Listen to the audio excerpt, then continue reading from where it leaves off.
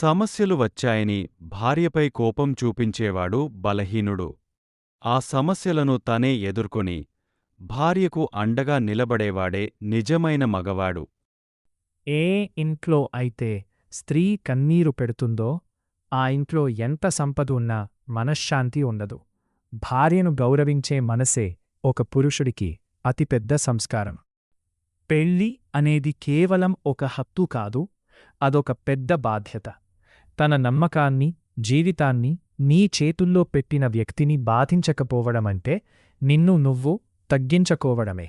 బయటి ప్రపంచాన్ని ఎంత జయించినా ఇంట్లో భార్య మనసును గెలవలేని మగవాడు జీవితంలో ఎప్పటికీ విజేత కాలేడు. ఒక పురుషుడు తన కుటుంబం పట్ల, భార్య పట్ల ఎంత బాధ్యతగా మరియు ప్రేమగా ఉంటాడనే దానిపైనే అతని వ్యక్తిత్వం ఆధారపడి ఉంటుంది.